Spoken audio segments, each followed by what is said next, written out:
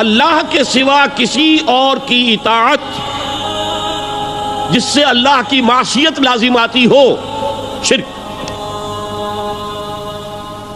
لا طاعت لمخلوق فی معصیت الخالق، مخلوق میں سے کسی کی اطاعت نہیں ہوگی یہ اس معاملے میں جس میں خالق کی معصیت لازم آ رہی۔ ہاں، خالق کے احکام کے اندر اندر والدین کا حکم بھی مانو، اطاعت کرو، اساتذہ کا حکم مانو، کسی اور کو اپنا لیڈر مانا ہے اس کا حکم مانو، لیکن ناٹ بیونڈ وہ جو سرکل ہے کتاب و سنت کا، اس سے باہر نہیں۔ لا طاعت لمخلوق فی معصیت الخالق، یہ آپ الجبرے کے فارمولے کے طور پر اپنے سامنے رکھیے۔ اب اسے اپلائی کیجئے، جیسے فارمولوں کے ذریعے سے پھر بڑے بڑے وہ سم جو ہے وہ حل کیے جاتے تھے سوالات۔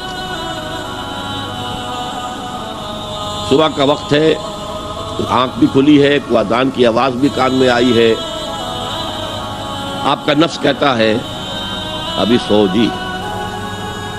آپ نے اپنی چادر یا کمبل کو درست کیا اور کروٹ لیا، سو گئے۔ یہ کیا ہے؟ آپ نے کس کا حکم پیچھے پھینکا اور کس کا حکم مانا؟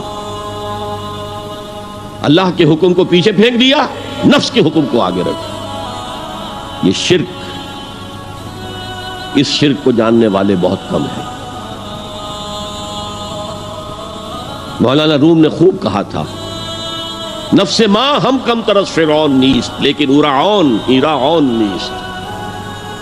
میرا نفس بھی فرعون سے کم نہیں ہے۔ فرعون نے کہا تھا نا، الیس لی ملک مصر وہذہ الانہار تجری من تحتی، کیا اس ملک مصر کی حکومت میری نہیں ہے؟ اور سارا جو یہ آب پاشی کا نظام ہے، انہار کا نظام ہے، وہ میرے کنٹرول میں نہیں ہے؟ جس کا چاہوں موگا کھلا رکھوں، جس کا چاہوں بند کر دوں۔ یہ تھا خدائی کا دعویٰ، انا ربکم الاعلی۔ تو مولانا روم کہتے ہیں میرا نفس بھی اس سے کمتر نہیں ہے۔ وہ کہتا ہے یہ جسم میرا ہے، اس پر میرا حکم چلے گا، میں نہیں جانتا کون اللہ کون رسول، کیا حرام کیا حلال۔ تو فرعون سے کم تو نہیں ہے میرا نفس، لیکن ایراعون اس کی بہت مدد تھی، فوج تھی، لاؤ لشکر تھا، تو اس نے زبان سے بھی کہہ دیا کھل کر انا ربکم الاعلی۔ میں مسکین ہوں، غریب ہوں، میرے پاس کوئی طاقت نہیں ہے، میں زبان سے تو کچھ نہیں کہہ سکتا، اندر سے میرا نفس یہی کہتا۔ یہ نفس کی حکومت قرآن کہتا ہے، میں حیران ہوتا ہوں، دو جگہ یہ مضمون آیا ہے، ارأیت من اتخذ الہہ ہواہ افانت تکون علیہ وکیلا۔ اے نبی تم نے دیکھا اس شخص کو، اس کے حال پر غور کیا جس نے اپنی خواہش نفس کو اپنا الہ بنا لیا ہے۔ اللہ اکبر،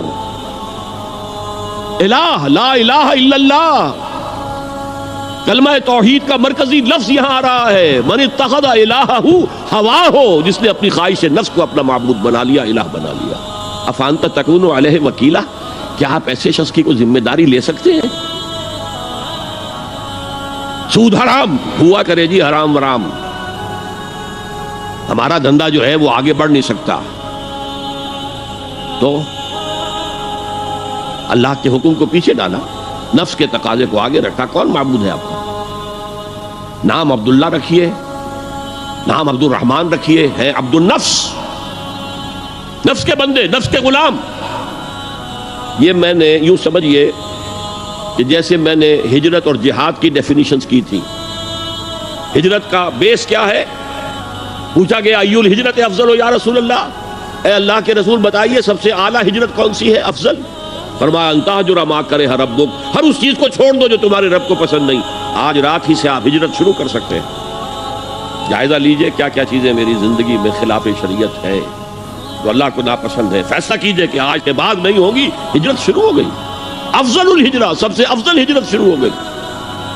لیکن ٹاپ پر لے جائیے تو یہ ہجرت جب اللہ کے دین کو قائم کرنے کی جدوجہد اس مرحلے پر آ جائے کہ اب باطل کے ساتھ ٹکراؤ ہے اور اب چاہیے کہ ساری قوت ایک مرکز پر جمع ہو جائے، ہجرت فرض کر دی گئی، وہ ہجرت گھر بار چھوڑ کر، اہل و عیال کو چھوڑ کر، اور مکے کے بھیڑیوں کے رحم و کرم پر چھوڑ کر اپنے گھر والوں کو جو لوگ ہجرت کر کے آئے، حکم تھا۔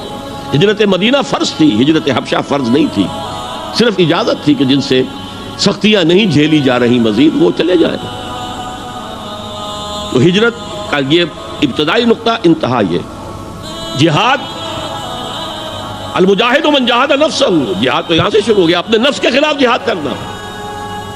صبح نفس نے کہا ابھی سو جاؤ، آپ نے نفس کی بات کو رد کیا، اپنا کمبل اٹھا کے پھینکا، اٹھے، وضو کیا، نماز کے لیے آپ مسجد چل دیے، آپ نے جہاد کیا نفس کے خلاف۔ یہ افضل الجہاد ہے، اور سب سے چوٹی اوپر یہ ہے کہ جب وہ حق و باطل کی جنگ ہو تو جان ہتھیلی پر رکھ کر میدان میں حاضر ہو جاؤ۔